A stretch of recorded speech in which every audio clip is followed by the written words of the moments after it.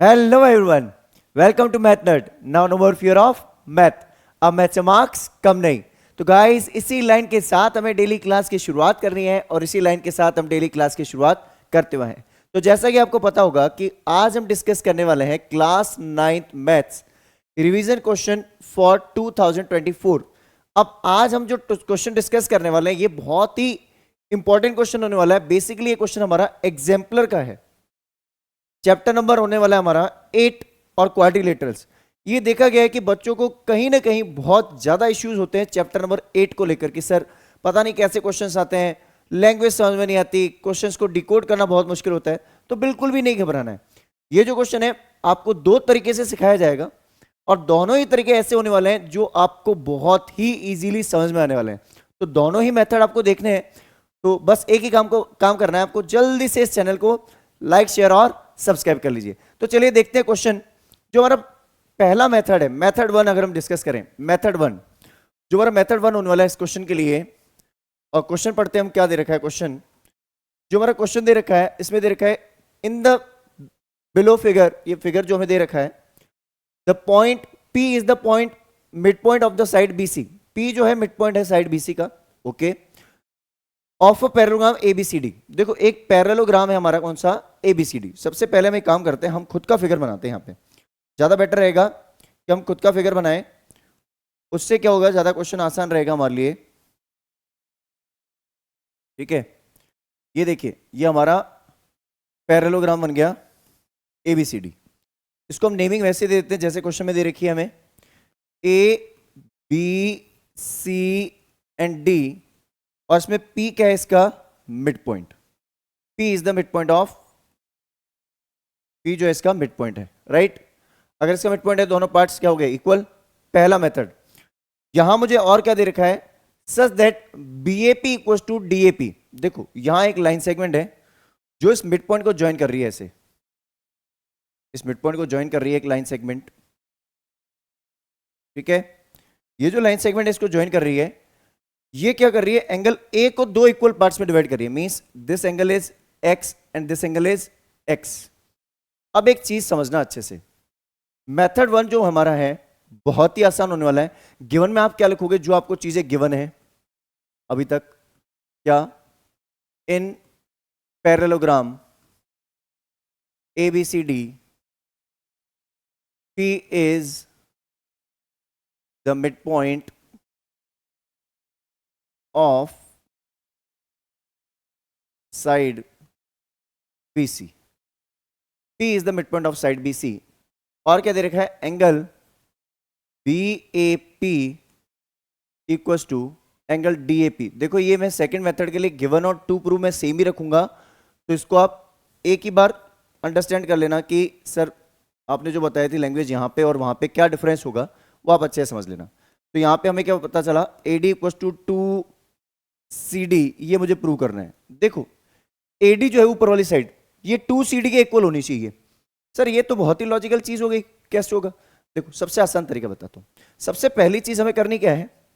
अगर आप इसमें बिना कंस्ट्रक्शन के जाना चाहते हो, आप चाहते हो कि सर बिना कंस्ट्रक्शन जाएं हम इसमें, तो बिना कंस्ट्रक्शन कैसे जाओगे वो समझ लो. पहला मेथड, मेथड 1 वो है जिसमें हम बिना कुछ कंस्ट्रक्शन किए जाएंगे. इसमें कैसे जाएंगे सर? देखो आपको एक चीज नजर आ रही है, आपको एक चीज नजर आ रही होगी. ये जो एंगल x है मेरा, इस एंगल x के इक्वल होगा क्योंकि ऑल्टरनेट इंटीरियर एंगल. हम क्या बोलेंगे प्रूफ के अंदर?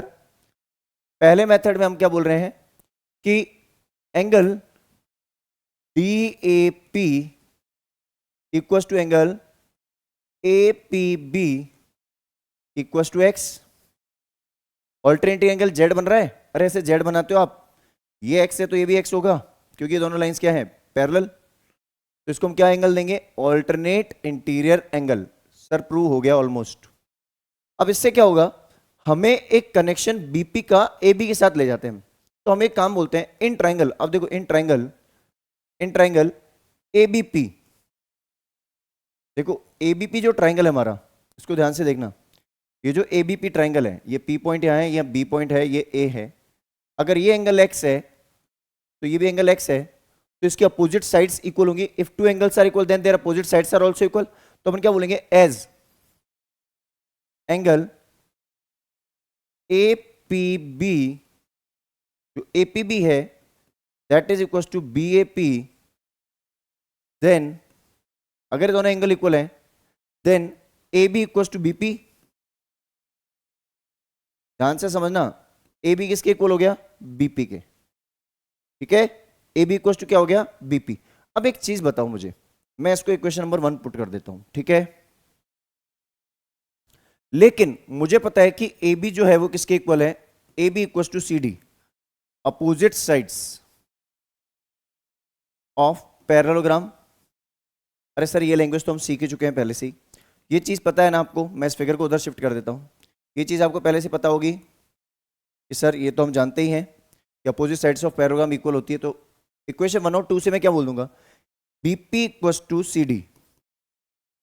देखो बीपी इक्वल टू सी डी क्यों लेके आया मैं? क्योंकि बीपी का रिलेशन सीडी के साथ निकल गया तो बहुत अच्छा काम बन गया। अब बीपी जो है कहीं ना कहीं एडी के साथ कनेक्ट हो सकती है।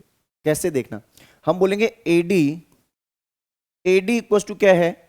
BC, opposite sides. एडी को लिख दो एडी, एडी को लिख दो एडी, क्योंकि प्रूव करते टाइम मुझे क्या चाहिए? एडी चाहिए। और जो मेरा बीसी है इसको मैं क्या लिख दूं? बीसी को लिख दूं BP plus PC, BP plus PC. लेकिन आप ऐसा भी तो बोल सकते हो सर कि ये जो मेरी बीपी है हाफ ऑफ सीडी है, बीपी जो है मेरी हाफ ऑफ बीसी है, सॉरी बीपी इज, ये जो बीसी है यहां पे बीसी को मैं लिख दूं 2 बीपी। क्यों लिखा है ऐसा? बिकॉज बीपी इक्वल टू है पीसी, और जो कि क्या है? ये दोनों हो गए हाफ ऑफ बीसी। समझ आ रही है अच्छी सी बात? देखो बीपी और पीसी जो है इक्वल है क्योंकि मिड पॉइंट है, तो बीपी और पीसी इक्वल हो गया, और ये दोनों क्या है? हाफ ऑफ बीसी हो गया, तो 2 इधर अगर गया तो 2 बीपी हो गया। एडी इक्वल टू क्या हो गया? 2 बीपी। लेकिन बीपी किसके इक्वल है? सीडी के इक्वल है। देखो बीपी इक्वल टू सीडी है, तो अपन क्या बोलेंगे? अपन बोलेंगे by equation number 3 and equation number 4, by 3 and 4, 3 and 4, 3 और 4 को अगर मैं यूज करता हूं तो मैं क्या बोलूंगा इसमें? 3 और 4 को यूज करते हम क्या बोलेंगे कि सर यहां से हो गया एडी इक्वल टू 2 बीपी की जगह 2 सीडी, हैंस प्रूव्ड। जल्दी से इसका स्क्रीनशॉट लीजिए, फिर आपको हम सेकंड मेथड बताते हैं। जल्दी से स्क्रीनशॉट लीजिए इसका। चलिए, तो आई गेस ये क्वेश्चन आपको बहुत ही अच्छे से क्लियर हो चुका होगा। डिस्कस करते हैं इसका नेक्स्ट मेथड, सेकंड मेथड, ठीक है। तो मेथड 2, इसमें गिवन और टू प्रूव मैं नहीं लिखने वाला हूं। गिवन और टू प्रूव आप प्रीवियस पार्ट से ही रेफर कर लेना जो आपने स्क्रीनशॉट लिया है। देखो सबसे पहले अपन क्या करेंगे, इसमें एक पैरेललोग्राम बनाएंगे। वही कॉन्सेप्ट सबसे पहले अपने को बनाना है, पैरेललोग्राम, ठीक है।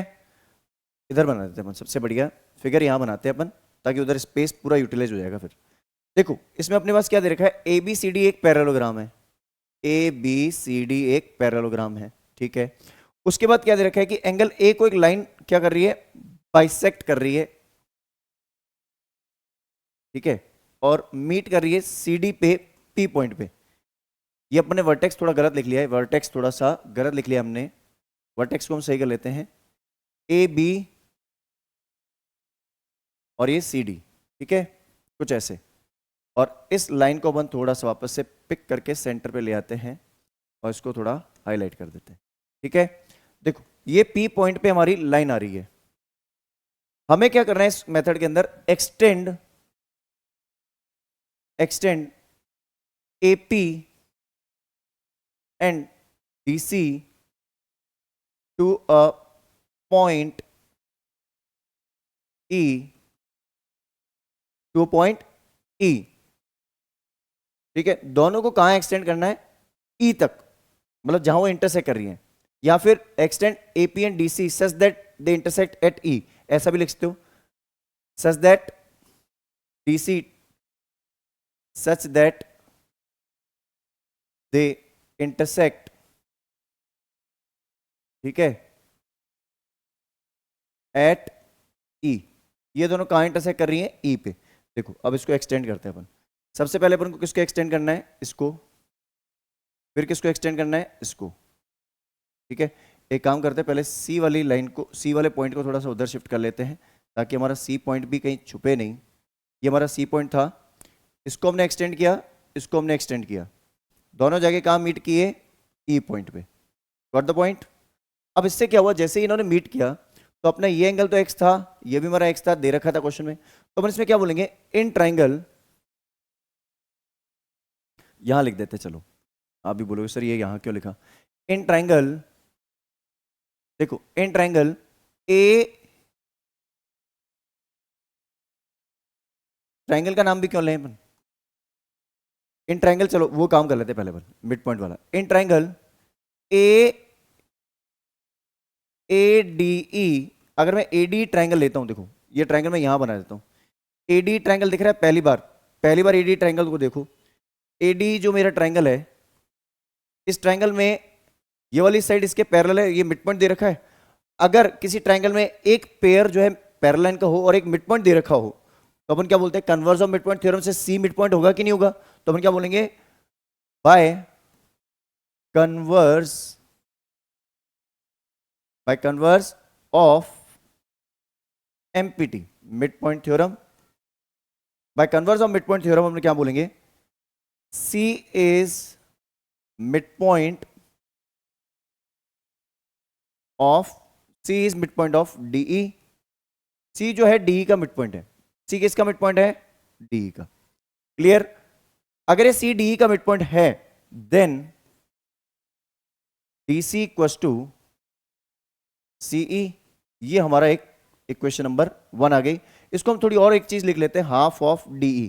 देखो मैंने क्या लाइन लिखी है वो समझना अच्छे से, इसको मैं इक्वेशन नंबर 1 दे देता हूं, ध्यान से समझना। जैसे ये सी मिड पॉइंट होगा इसका, किसका? डीई का, तो डीसी इक्वल्स टू सी तो होगा, लेकिन ये दोनों क्या होंगे? Half of DE.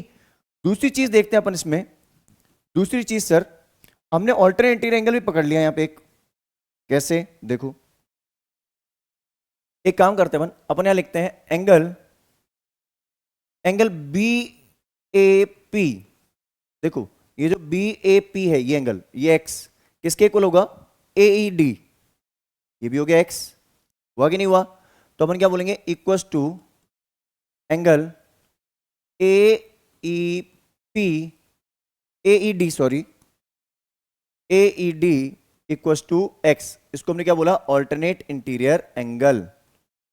अगर जैसे मैंने इसको बोला तो मैं इसका एक फिगर बना देता हूं। देखो यहां पे ये कुछ ऐसा दिख रहा है हमें, ये है ए, ये है डी, ये है ई पॉइंट, यहां एंगल एक्स है तो यहां भी एंगल एक्स है। ये तो हमने लिख दिया ऑल्टरनेट एंगल।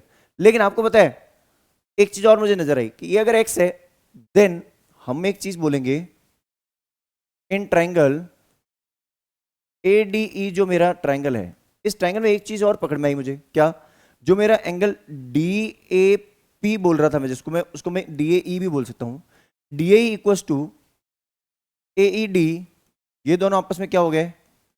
इक्वल। देन अगर ये दोनों इक्वल हो गए तो इसकी अपोजिट साइड क्या हो गई? इक्वल।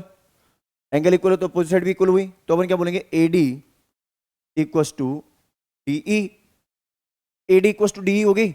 अब इसको आप एक काम करो, बाय इक्वेशन नंबर 1, इक्वेशन 1 से अपन क्या कर सकते हैं?